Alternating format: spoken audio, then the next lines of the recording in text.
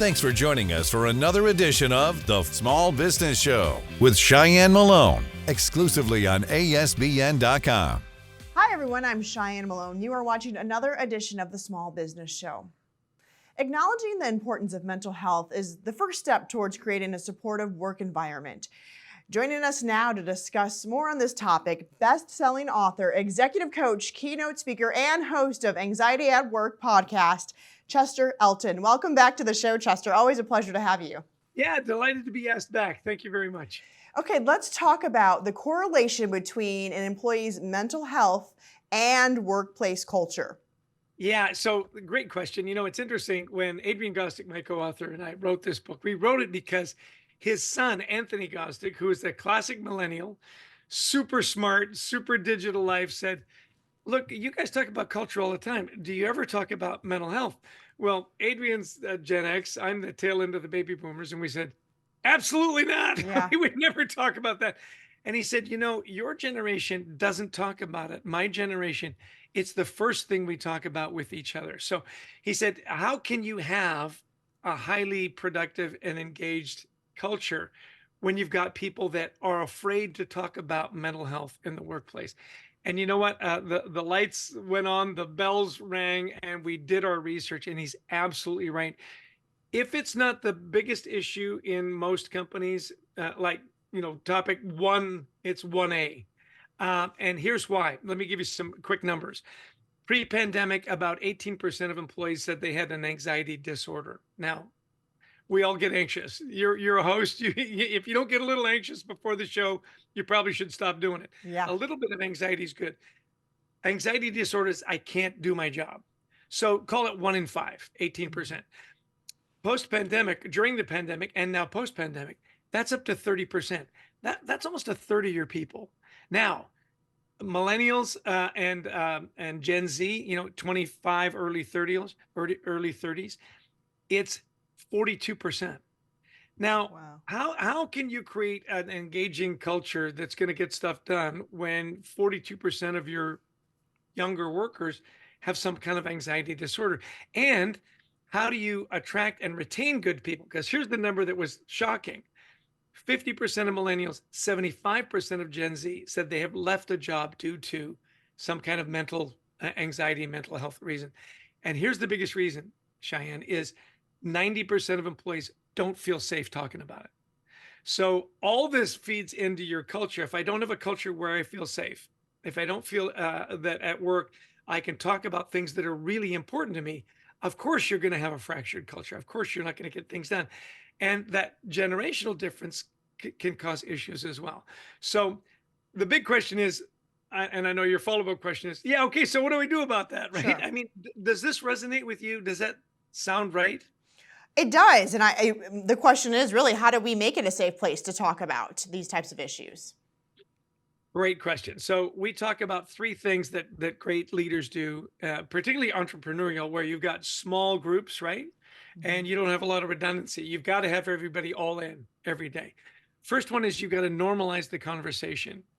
You know, if 42% of your employees showed up with a broken leg, you'd go, hey, we got a broken leg problem. Sure. You would address it. So you got to normalize the conversation that says, look, this is no different than if you went skiing and you broke your leg. You'd take time off, you'd get PT, and you'd come back. One of the best ways, and it's a little scary for leaders, but one of the best ways to do that is when leaders share their stories. We think when we're anxious and we're being overwhelmed that we're the only ones. The fact is, everybody's been anxious at some point. Everybody's gone through it. So you're not alone. So if you share your story, that makes it okay for people to share theirs. Now, it's hard for leaders to do because you want to be the one that's always upbeat, has all the answers. You're everybody's rock. I love serving people, but I don't need to be served, and so on. As soon as you feel like you can share your story, boy, that opens the floodgates, right? So you normalize it. Then the second part is destigmatize. Once you've shared the story, you say, look, again, this is no different than a broken leg. You take that stigma away and you assure people that, look, just because you need time off because you're overwhelmed, or you maybe need some counseling or whatever it might be, it doesn't mean you're not going to get the raise or the promotion or the plum assignment, right? Mm-hmm. And then the third one, and this is one that we explored that became really interesting, because 5 years ago, if you'd asked me, what are the attributes of a great leader, a great entrepreneur, right? You'd say, oh, communicator, motivator, engaging, and so on. Right now, it's empathy. Are you an empathetic leader? In other words, do I feel like you care about me, not just as a worker bee? Do you care about me as a person?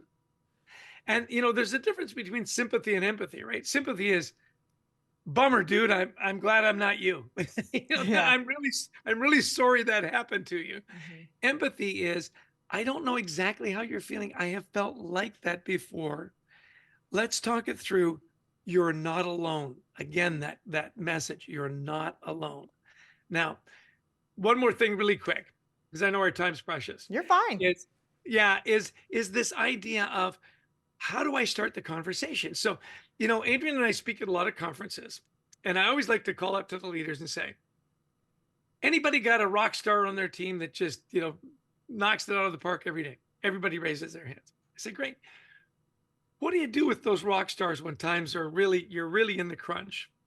And almost universally they say, load them up. We give them more, because you can't give them too much work, right? They never let you down. Yeah. They never said it. I guarantee you that your top performers are almost always your most anxious employees. Really? For pressure. that and they don't want to disappoint you, right? Mhm. But you know this feeling, am I right? Oh yeah, absolutely. I was a college athlete, so I get this. Yes, for sure. Yeah.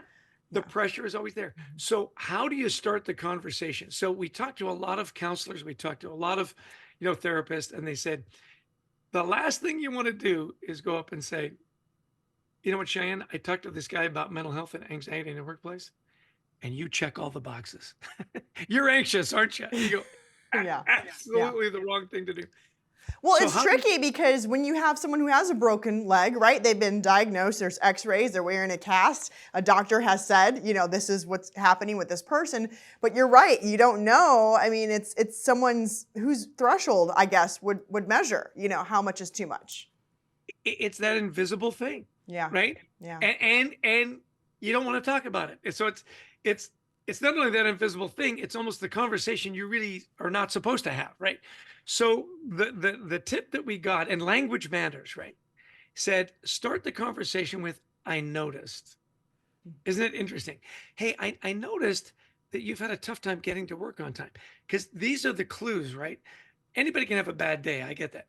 But if somebody who's never loses their temper starts losing their temper a lot, or somebody who's never late starts showing up late, those are clues that there's something more going on. So you say, I noticed, hey, I noticed, Frank, that you've had a tough time getting to work on time.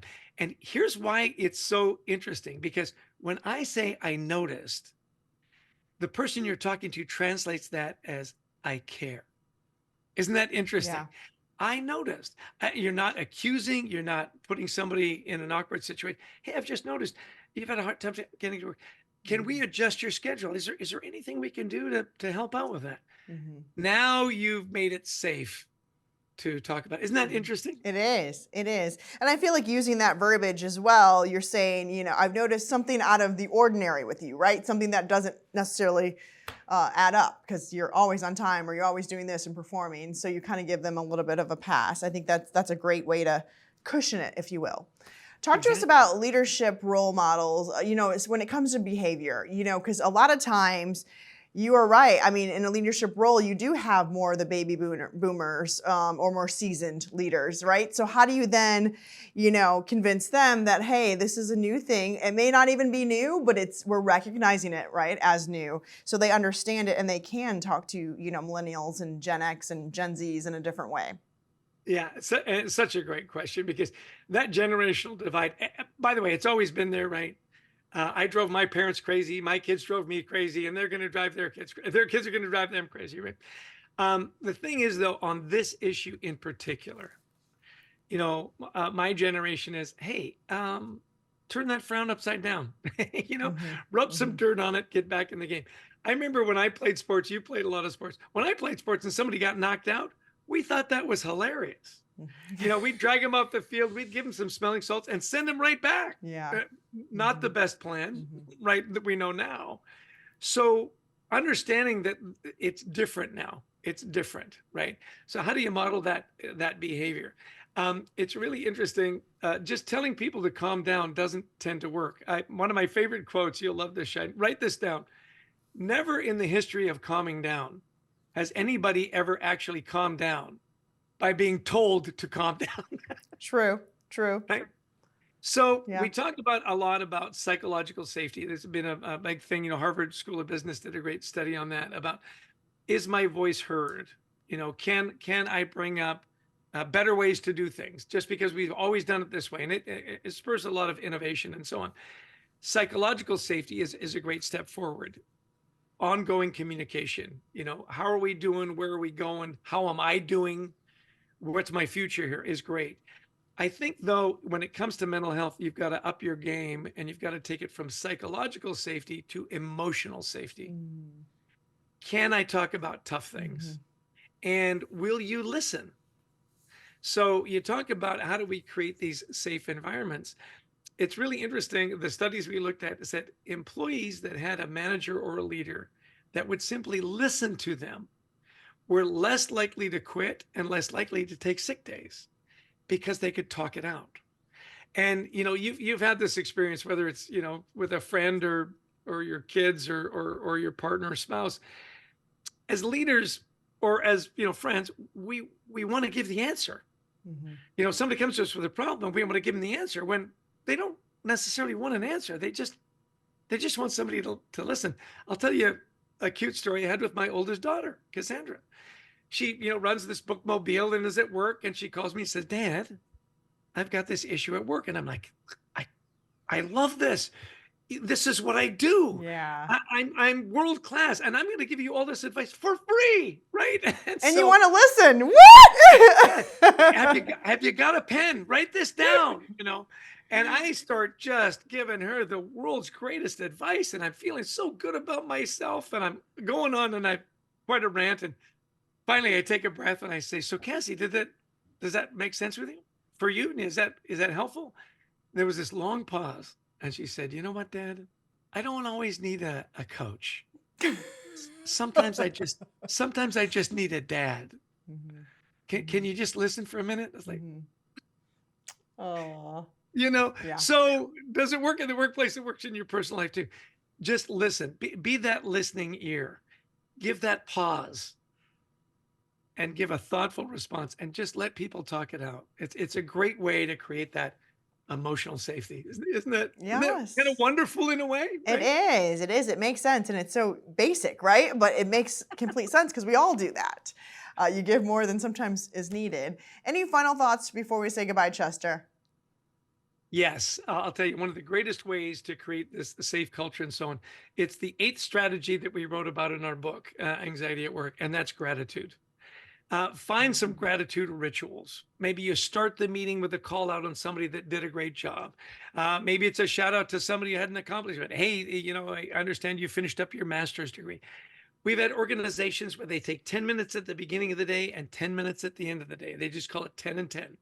Start the day in a positive way, end the day in a positive way.